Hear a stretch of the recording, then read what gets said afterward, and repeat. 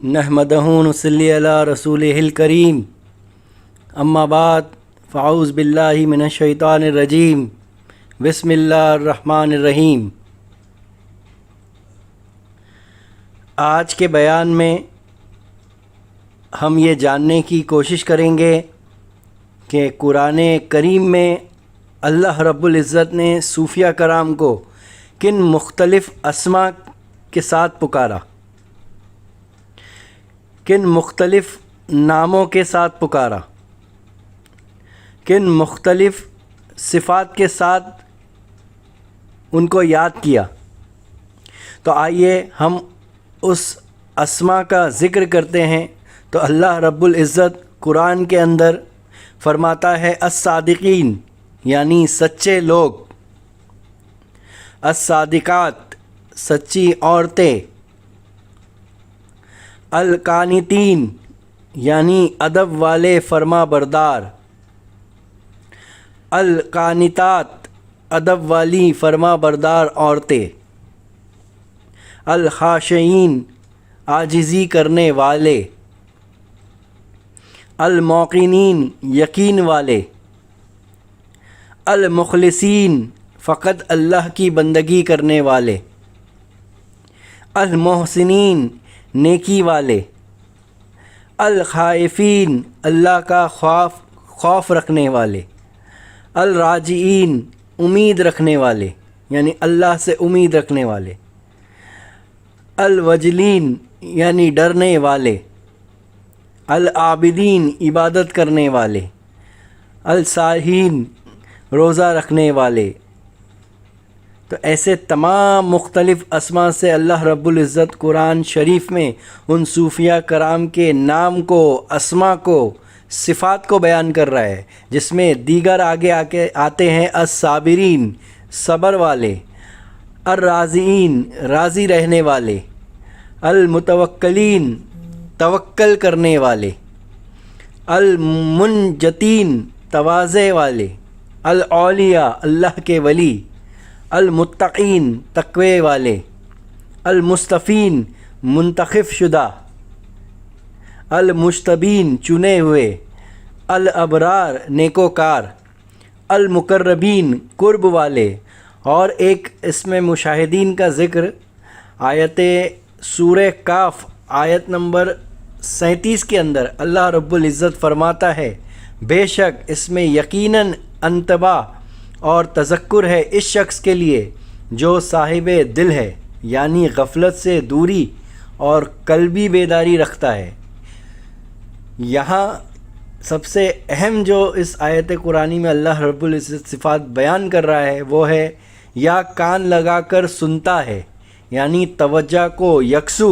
اور غیر سے منقطع رکھتا ہے، اور وہ باطنی مشاہدے میں ہے، یعنی حسن و جمال وحیت کی تجلیات میں گم رہتا ہے۔ سبحان اللہ۔ تو سورہ کاف کی اس آیت میں اللہ رب العزت ایک اور صفات کو اور ایک اسماء کو بیان کرتا ہے۔ اب آئیے ہم سورہ بقرہ کی آیت نمبر 273 کی طرف چلتے ہیں، جس میں اللہ رب العزت صوفیہ کرام یعنی فقراء لفظ سے مخاطب ہو کر کچھ فرماتا ہے۔ تو خیرات ان فقراء کا حق ہے، خیرات ان فقراء کا حق ہے۔ تو یہاں جو ہے اللہ تعالیٰ فقراء کے تعلق سے فرما رہا ہے جو اللہ کی راہ میں کسب معاش سے روک دیے گئے ہیں، وہ امور دین میں ہمہ وقت مشغول رہنے کے باعث زمین میں چل پھر بھی نہیں سکتے، ان کے زہد طمع سے باز رہنے کے باعث نادان جوان کے حال سے بے خبر ہے، انہیں مالدار سمجھے ہوئے ہے، تم انہیں ان کی صورت سے پہچان لوگے، وہ لوگوں سے بالکل سوال ہی نہیں کرتے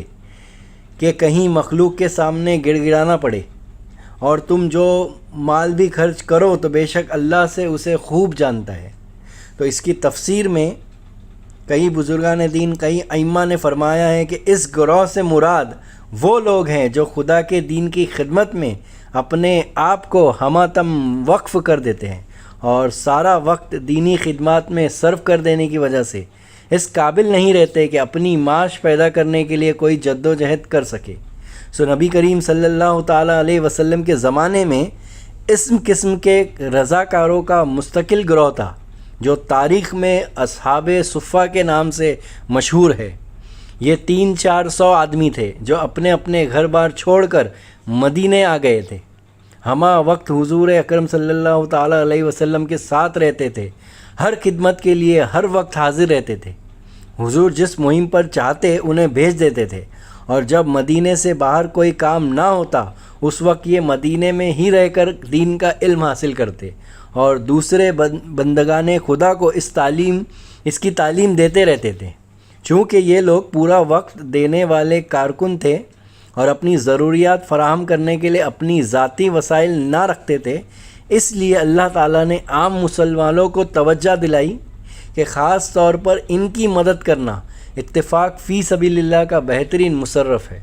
تو اللہ رب العزت اس قرآن کی آیت میں، اس تفسیر میں کئی ائمہ کرام نے ان کی فضیلت کو بیان کیا ہے، وہ ہے اصحاب صفہ۔ تو میں نے پچھلے بیان میں جو لفظ صوفی ہے، لفظ تصوف ہے، اس کے جز بیان کیا تھا، تو اس کا ایک جز جو تھا وہ صفہ ہے، یعنی چبوترے والے۔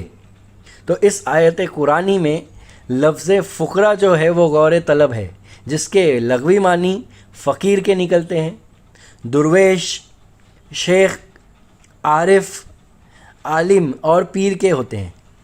اس کے معنی پیر کے بھی نکلتے ہیں۔ تو انہی الفاظ کی نسبت سے صوفی لفظ بھی مشتق ہے، انہی الفاظ کی نسبت سے، انہی اسماء کی نسبت سے، انہی صفات کی نسبت سے، انہی الفاظ کی نسبت سے، انہی ناموں کی نسبت سے، جس کا تذکرہ اللہ تعالیٰ قرآن شریف میں متعدد مقام پر فرما رہا ہے، تو انہی الفاظ کی نسبت سے صوفی لفظ بھی مشتق ہے۔